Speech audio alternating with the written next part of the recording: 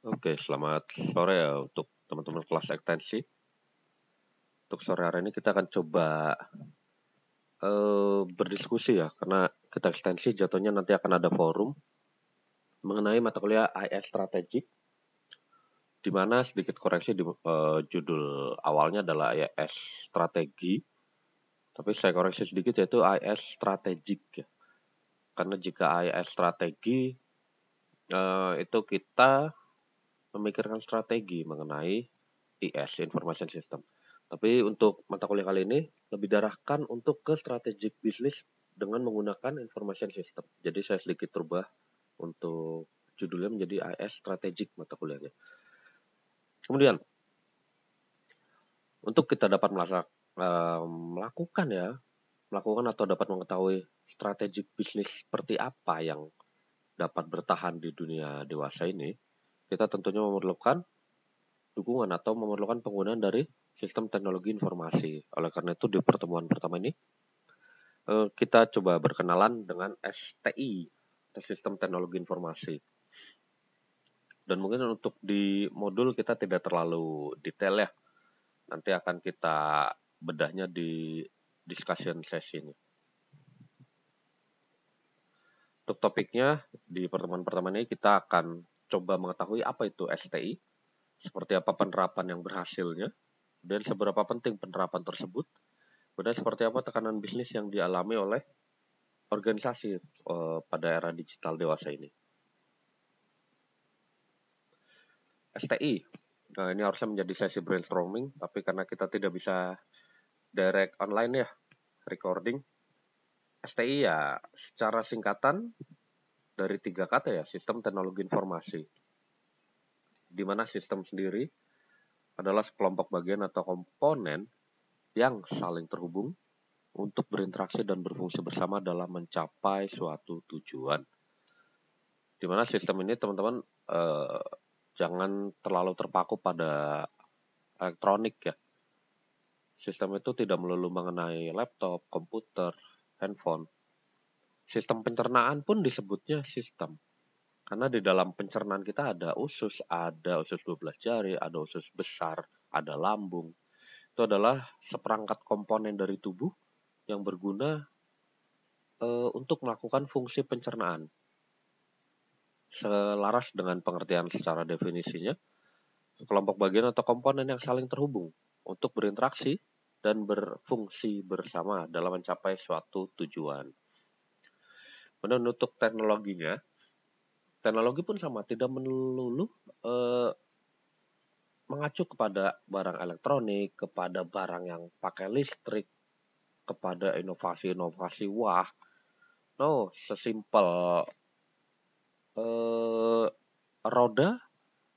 Zaman dulu kita nenek moyang pakai rodanya batu, bundar. Sekarang kita rodanya udah pakai ban, pakai pelak, pakai bahan karet. Kemudian sleting celana. Dulunya tidak ada, sekarang menjadi ada sletingnya, sehingga lebih mudah untuk membuka celana. Jadi pada dasarnya teknologi adalah suatu penerapan dari ilmu untuk tujuan praktis. Itu bisa berupa sistem, bisa metode, bisa produk yang dirancang untuk menyelesaikan masalah dan memenuhi kebutuhan manusia. Dan untuk informasi, itu suatu hasil dari pengolahan data mentah yang dapat berguna sebagai dasar pengambilan keputusan, decision support system. Nah, kemudian secara komponen, STI basically ada 3 ya. Mungkin teman-teman SI sudah pernah belajar dulu. Ada hardware, ada software, ada brain. Brain itu adalah kita, brainware.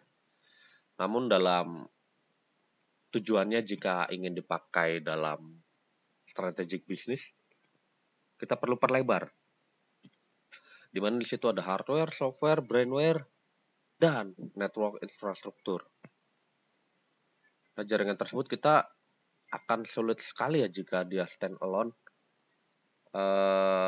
ataupun berdiri sendiri ya, tidak bisa. Jadi mungkin ya simpelnya perlu internet. Kita ya kalau komputer kita tidak ada jaringan internetnya, kita hanya bisa melakukan perekapan data dan lain-lain ya, yang sifatnya offline. Tapi ketika ada internet kita bisa jauh lebih dari itu. Dan seperti printer, itu kan menggunakan infrastruktur juga ya, jaringan kabel walaupun sederhana. Intinya yang menjadi garis bawahi bahwa kita perlu suatu jaringan, di mana jaringan tersebut pun tentunya memiliki database, atau jika sudah di manufaktur ya tentunya ada server tersendiri ya untuk itu. Nah, kemudian untuk 5 komponen ini dirangkum dalam satu prosedur. Kalau di manufaktur ada SOP-nya, ada WI-nya. Kalau di skala menengah ke bawah seperti misalkan kita pemilik Tokopedia. Kita punya toko di Tokopedia nih. Simple, flow-nya ketika ada pembelian masuk, kita olah barangnya, kita packing, kita kirimkan ke kurir, lalu dikirim oleh kurir. Dan hal itu tidak mungkin tertukar ya teman-teman. Nggak mungkin kita ngirim duluan tanpa di packing.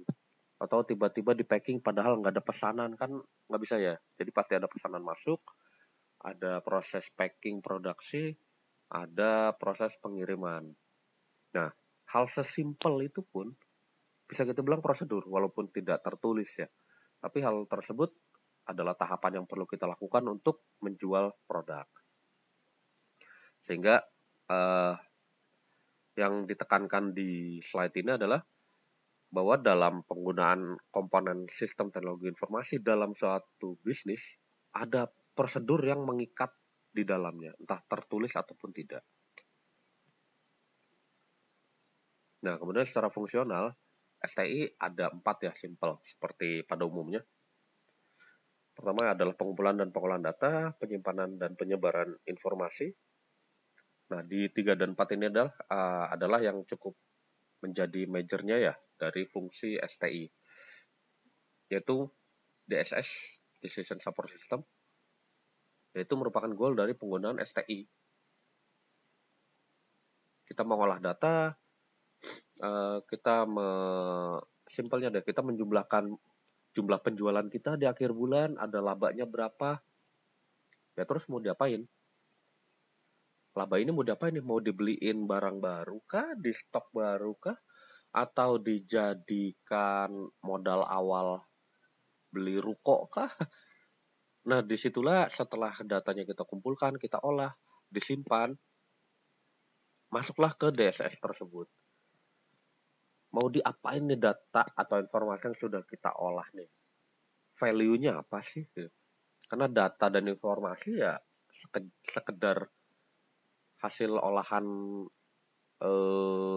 dari data mentah ya, dari invoice direkap menjadi jadwal pembayaran. Akhirnya ujung-ujungnya ketahuan, oh piutang kita berapa sih? Ada utang kita berapa sih? Ujung-ujungnya adalah laporan keuangan misalkan, kalau di dunia accounting.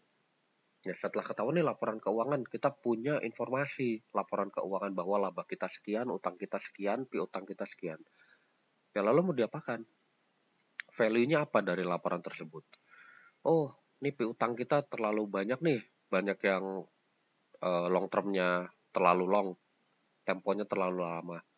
Kita buatkan kebijakan deh bahwa temponya dipersingkat menjadi 30 hari. Nah, itu adalah manfaat sesungguhnya dari suatu informasi, yaitu decision support. Jadi bukan hanya informasi mentah. Karena jika di pabrikan, di manufaktur, kita sebagai staff kadang ya hanya menyediakan data ya. Diminta dari atasan,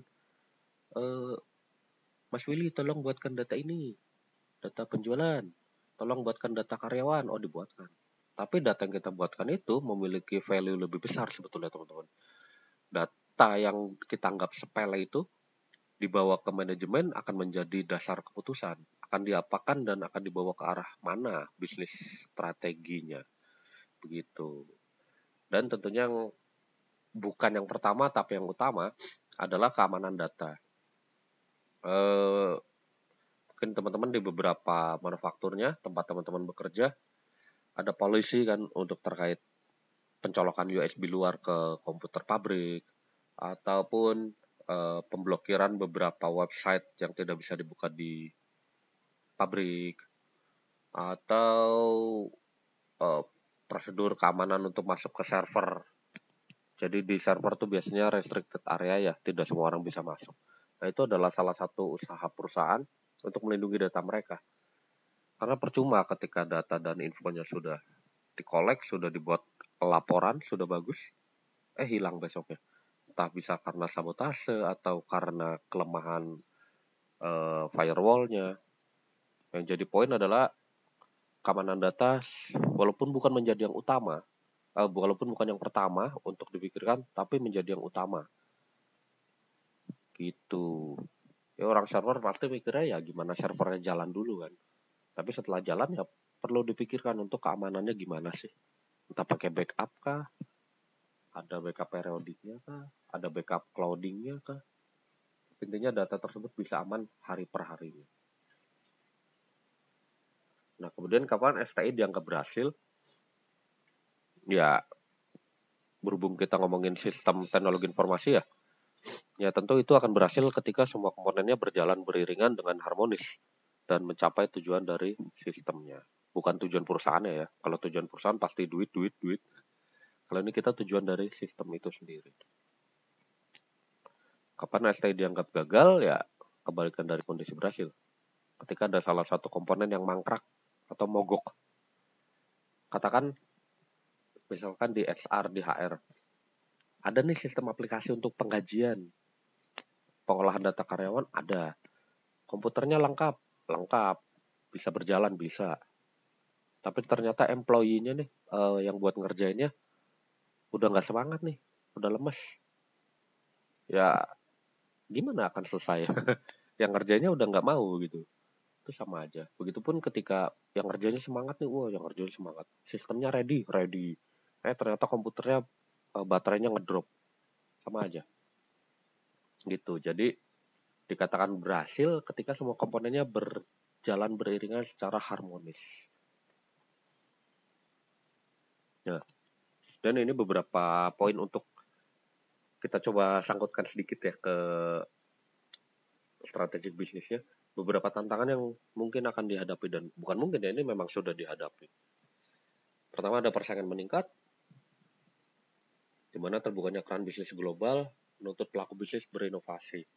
Dan tidak usah mikirin bisnis global lah. Teman-teman coba ke Indomaret, kemudian lihat di varian produknya. Itu semakin banyak atau semakin sedikit. Saya bisa jamin varian produk akan semakin banyak. Produk yang tadinya hanya membuat sabun, sekarang mulai beralih membuat deodoran. Produk yang tadinya membuat deodoran, sekarang beralih membuat pewangi rambut gitu. Jadi mereka mulai melebarkan ke produk-produk lain. Itu adalah salah satu tanda bahwa persaingan dunia bisnis semakin meningkat. Apalagi di keran global, jadi perusahaan-perusahaan karena semakin banyak ekspatnya, Pak. Begitu. Ekspatriatnya orang dari China, dari Jepang, Korea semakin banyak dan semakin dipermudah izinnya bahkan. Oke, yang kedua adalah perubahan perilaku konsumen, di mana pergeseran minat dan gaya konsumen dalam consumable. Contoh simpelnya ya teman-teman yang suka check out, nah, lebih milih beli sampo besar itu di Shopee atau di Indomaret. Nah rata-rata di Shopee bisa ada voucher, ada promo, ada diskon. Sedangkan di Indomaret ya nggak ada apa-apa ya. Jadi minat dan gaya konsumen dewasa ini mulai bergeser. Kita pun sebagai pelaku bisnis harus bisa mengikuti ya, tidak bisa selamanya mengikuti paham tradisional. Kemudian ada ancaman keamanan data, di mana tentunya semakin banyak penggunaan platform jaringan meningkatkan kemungkinan ancaman keamanan data. Simpelnya, teman-teman satu orang bisa punya 2 akun IG, bisa punya 3 akun Instagram. Nah itu tanda kutip kan menjadi ladang permainan ya bagi para orang-orang iseng di luar sana yang coba-coba ngehack, coba-coba coba nih kayaknya bisa dapat akunnya. Nah itu akan sejajar. Semakin banyak akun yang dibuat ya tentunya semakin tinggi peluang untuk dijebol. Gitu. Kemudian ada keterampilan SDM yang kurang seimbang. Rata-rata di perusahaan saat ini tentunya pemegang keputusan masih level-level usia kolot ya teman-teman. Dimana teknologi saat masa jayanya para pemimpin itu berbeda dengan teknologi sekarang. Makanya untuk teman-teman Gen Z kadang agak kesulitan di pabrik ketika memberikan inovasi dan membawa perkembangan baru, seringkali ketolak sama atasan-atasannya yang dianggap lebih senior. Karena mereka belum dapat pemahaman bahwa hal ini bisa begini loh, hal itu bisa begitu loh. Ya bagaimana ya, karena di perusahaan mau dikatakan bagaimanapun, pemegang keputusan adalah jabatan tertinggi ya. Ketika jabatan tertingginya tidak mau ya percuma kita dari bawah terus bergerak. Itu. Kemudian adanya hoax dan informasi palsu. Di mana kemudian dalam menyebarkan sesuatu menuntut pelaku bisnis lebih memastikan dan mengamankan informasinya ke publik. Simpelnya, sekarang kan gampang banget nih. Misalkan teman-teman masukin foto Bapak Presiden kita nih, terus di bawahnya dikasih tulisan, tempe tidak sehat. Padahal bukan Bapak Prabowo yang nulis itu, kita yang nulis itu. Tapi karena ada foto Pak Prabowo, dikiranya Bapak Presiden kita yang nulis. Kita sebarkan ke IG. Wah, itu bisa booming kan, bisa FYP terus. Oh, ternyata Pak Prabowo tidak pro makanan Indonesia. Wah, hoaxnya gampang sekali tersebar. Nah, makanya itu menuntut perilaku dari pelaku bisnis harus lebih ketat ya. Bagaimana caranya mengamankan informasi publik yang disebar ke khalayak luas. Serta tentunya industri 4.0 yang sudah mulai dari sekitar 2016 ya. Di mana dunia industri lebih berfokus pada otomatisasi, keakuratan, dan kecepatan pengolahan data. Mengusung konsep transformasi digital yang menggabungkan teknologi dengan manufaktur IoT. Internet of Things. Nah, kayak kalau di saya contohnya, di tempat saya produksi kabel FO teman-teman. Ada FO yang kecil, ada yang besar. Untuk FO yang kecil tuh kita produksi di, bayangin ada satu gedung, ada 5 tingkat, ada 5 lantai. Itu produksi dari lantai paling atas satu buah material kaca, karena kabel fiber optik itu dari kaca teman-teman. Jadi dari lantai paling atas disinar dan ditarik sampai ke lantai paling bawah, kemudian apa ya bahasanya, di drawing, dipilin, diputer lalu dilapis dengan karet. Nah, jika menggunakan manual, orang lah ya. Jadi kita harus menempatkan setiap orang tuh di setiap lantai. Di mana itu ada 5 lantai, ada 5 tingkat. Namun sekarang yang aktualnya terjadi, hanya ada 3 orang di depan satu monitor, teman-teman. Karena di setiap proses, di setiap mesin, kita sudah punya sensornya. Ketika ada indikasi abnormal atau adanya indikasi material habis ya. Jadi hanya ada 3 orang standby di depan TV. Ini udah nonton TV. Jadi mantap, oh ini produknya sudah sekian ribu kilometer. Oh ini ternyata ada kabel putus di tengah, di area mana. Oh ternyata ini material mau habis, baru operator jalan. Bayangkan dari 5 tingkat bisa kita pantau real time. Itu langsung tek tek tek tek hanya oleh 3 orang di bawah pakai monitor. Itu salah satu elemen industri 4.0 yang sudah terimplementasi di beberapa pabrik ya. Jadi kita pun sebagai manusia ya jangan takut. Yang penting kita tetap mengikuti perkembangan yang ada. Dan menurut kalian apakah STI penting dalam dunia bisnis? Nah ini yang akan menjadi bahasan kita nanti ya. Dan parameter pentingnya seperti apa nanti kita akan coba bahas. Oke. Untuk materi sepertinya sudah selesai, singkat, padat, dan nggak tahu jelas nggak ya. Semoga jelas lah ya teman-teman. Kita lanjutkan ke sesi diskusi nanti ya di forumnya ya. Thank you, sampai bertemu.